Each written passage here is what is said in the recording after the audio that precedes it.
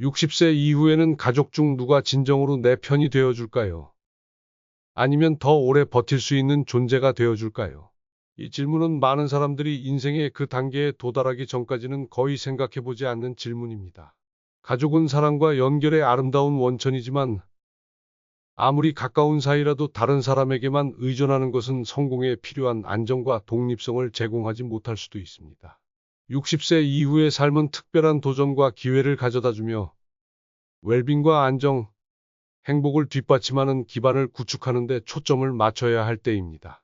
이 동영상에서는 노년기 삶의 진정한 초석인 5가지 필수 요소에 대해 알아보세요.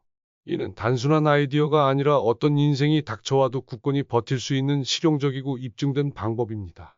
따라서 이 시기를 앞두고 계시든 이미 그 시기를 지나고 계시든 계속 지켜보세요. 이러한 인사이트는 앞으로의 삶을 바라보는 시각을 바꾸고 의미 있는 동시에 안전한 삶을 만드는 데 도움이 될 수 있습니다. 시작하기. 첫 번째, 기둥 재정적 독립. 재정적 독립은 60세 이후에 안전하고 품위 있는 삶의 근간입니다. 이는 가족에게 의존하거나 부담을 느끼지 않고 자신의 필요를 충족할 수 있는 능력을 갖추는 것을 의미합니다. 나이가 들어감에 따라 의료비, 생활비, 여가 활동 비용까지 더해질 수 있습니다. 자신만의 저축, 투자 또는 수입원이 없다면 자신의 의지가 아닌 타인의 선택에 따라 불편한 상황에 처할 수 있습니다.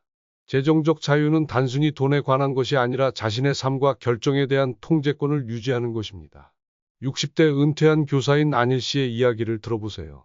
안일은 경력 내내 부지런히 저축하여 긴급 상황뿐만 아니라 여행이나 취미와 같이 자신이 소중히 여기는 경험을 위한 돈을 따로 마련해 두었습니다. 자녀들이 해외로 이주했을 때에도 그는 자급자족하는 것을 자랑스러워하며 필요한 비용을 스스로 지불하고 손주들이 방문했을 때 대접하기도 했습니다. 재정적 독립 덕분에 그는 자신의 존엄성을 유지하면서 부담 없이 삶을 즐기고 관계를 발전시킬 수 있었습니다. 은퇴를 앞두고 있거나 이미 은퇴한 분들도 재정적 독립을 이룰 수 있습니다. 현재 지출과 향후 예상 비용을 반영한 구체적인 예산을 세우는 것부터 시작하세요.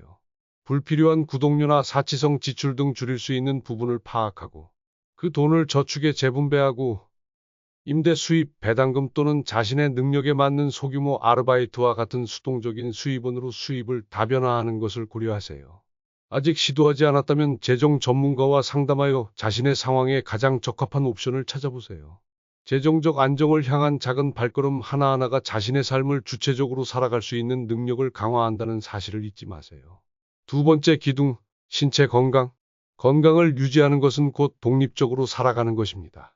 60세 이후에는 신체 건강을 관리하는 것이 일상에서 타인의 도움 없이 살아갈 수 있는 가장 강력한 방법 중 하나가 됩니다.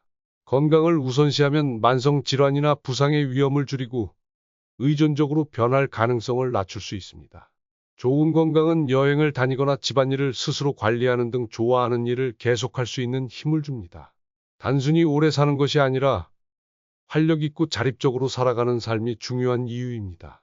이제 70세의 클라라 할머니 이야기를 들어보겠습니다. 그녀는 우아하고 건강하게 나이 들어가는 모습으로 지역 사회에서 롤모델이 되었습니다. 클라라 할머니의 아침 루틴은 간단합니다. 매일 아침 30분간 빠르게 걷고 가벼운 요가를 한 뒤 영양이 풍부한 아침 식사를 챙깁니다. 나이가 들었음에도 불구하고 클라라 할머니는 직접 장을 보고 요리를 하며 지역 자선단체에서 봉사활동까지 합니다.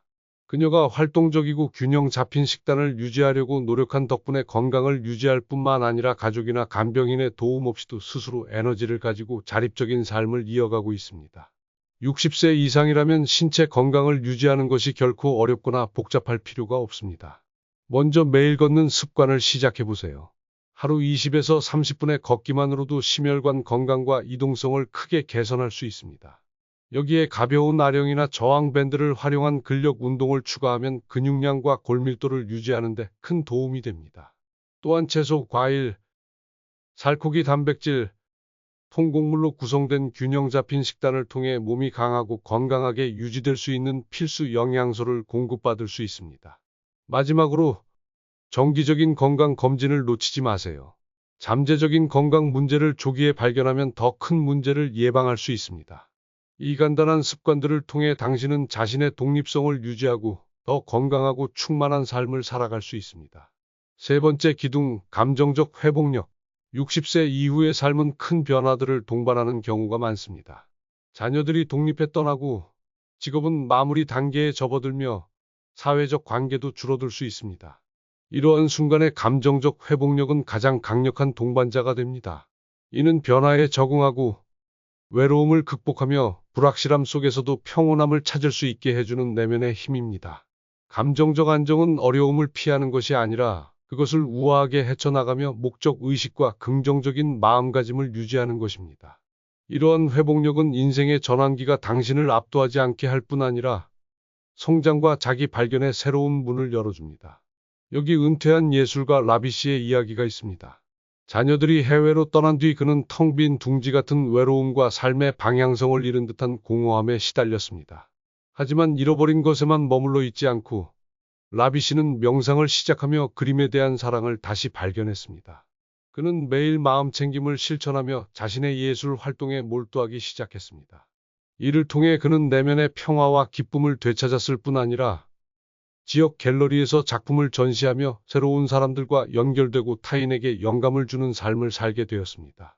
라비 씨의 감정적 회복력은 그가 단순히 어려움을 극복하게 한 것을 넘어 새로운 만족과 행복의 길을 열어주었습니다. 감정적 회복력은 누구나 길러낼 수 있는 기술입니다. 먼저 마음 챙김을 실천해 보세요. 하루 몇 분이라도 심호흡을 하거나 생각을 판단 없이 관찰하는 시간을 가지는 것으로 시작할 수 있습니다. 또한 기쁨을 주는 취미를 찾아보세요. 예를 들어 정원 가꾸기, 독서, 공예와 같은 활동은 어려운 시기에 마음을 붙잡아주는 닻이 되어줄 수 있습니다. 감사하는 마음가짐을 키우는 것도 좋습니다. 매일 감사하는 3가지를 적어보세요. 이 간단한 습관은 부족한 것에서 풍족한 것으로 시선을 옮기는데 큰 도움을 줄 수 있습니다. 감정적 강인함은 근육과도 같습니다. 꾸준히 돌보고 키울수록 점점 더 강해지며 삶의 기복을 우아함과 자신감으로 다룰 수 있는 힘을 선사합니다. 4번째 기둥, 지지해주는 사회적 관계. 나이가 들수록 우정의 가치는 더욱 깊어집니다. 가족이 우리 삶에서 중요한 역할을 하지만 가족 외의 지지적인 사회적 관계는 독특한 이점을 제공합니다. 친구 관계는 동반자 역할을 하며 고립감을 줄이고 활동적이고 사회적으로 참여하도록 격려합니다. 이런 관계는 기쁨과 목적, 소속감을 제공하며 이는 감정적, 정신적 건강의 핵심 요소가 됩니다. 가족과는 달리 친구는 선택할 수 있는 관계로 이러한 유대는 종종 공통된 관심사, 상호 존중, 진정한 관심을 바탕으로 형성됩니다. 예를 들어 60대 후반의 은퇴 간호사 헬렌 씨는 자녀들이 독립한 후 독서에 대한 사랑을 다시 불러일으키기 위해 지역 독서 모임에 가입했습니다. 독서 모임을 통해 헬렌 씨는 새로운 작가들을 발견했을 뿐만 아니라 같은 열정을 가진 사람들과 친밀한 우정을 쌓았습니다. 그들은 독서 모임 외에도 커피 모임, 주말 여행, 그리고 휴일 축하 모임을 함께하며 더욱 가까워졌습니다. 헬렌 씨의 사회적 관계는 그녀에게 감정적 지지와 동반자를 제공하며 새로운 삶의 장을 헤쳐나가는 데 큰 힘이 되었습니다. 사회적 관계를 형성하고 유지하는 데는 노력이 필요하지만 그 보상은 이루 말할 수 없을 만큼 큽니다. 관심사에 맞는 동아리나 그룹에 참여하는 것부터 시작해보세요.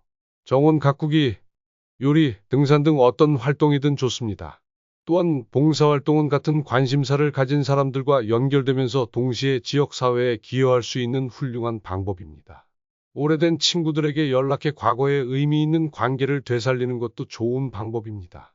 중요한 것은 많은 사람을 아는 것이 아니라 몇몇 깊고 의미 있는 우정을 키우는 것입니다. 당신을 고무시키고 영감을 주는 사람들과 함께라면 60세 이후의 삶은 더욱 활기차고 보람될 것입니다. 5번째 기둥, 분명한 삶의 목적. 분명한 삶의 목적을 가지고 사는 것은 나이에 상관없이 가장 충만한 삶의 요소 중 하나입니다. 특히 60세 이후에는 매일 아침 기대하며 일어날 이유가 있다는 것이 중요합니다. 삶의 목적은 방향과 의미를 제공합니다. 1. 봉사활동, 창의적인 활동, 개인 프로젝트 등 어떤 방식이든 목적이 없다면 하루하루가 단조롭게 느껴지고 삶은 기쁨과 만족을 잃게 될 수 있습니다. 목적이 있는 삶은 정신을 날카롭게 유지하고 신체를 활동적으로 만들며 영혼을 살아있게 합니다. 오랜 엔지니어 경력을 마친 후 일의 구조와 목표가 사라진 것에 허탈감을 느꼈던 피터 씨의 이야기를 들어보세요. 피터 씨는 무료함에 자신을 맡기지 않고 오래전부터 관심을 가졌던 목공 기술을 탐구하기로 결심했습니다. 그는 작은 가구들을 제작해 지역사회센터와 학교에 기부하기 시작했습니다. 이 새로운 열정은 그를 바쁘게 만들었을 뿐만 아니라 기여와 기쁨의 깊은 의미를 선사했습니다. 그의 작업은 그의 삶의 사명이 되었고, 목적을 찾거나 새롭게 정의하기에 늦은 때란 없음을 증명했습니다. 어디서 시작해야 할지 모르겠다면 당신의 열정과 관심사를 반추하는 것부터 시작해보세요. 어떤 활동이 당신에게 기쁨을 줍니까? 당신이 중요하게 생각하는 가치나 목표는 무엇입니까?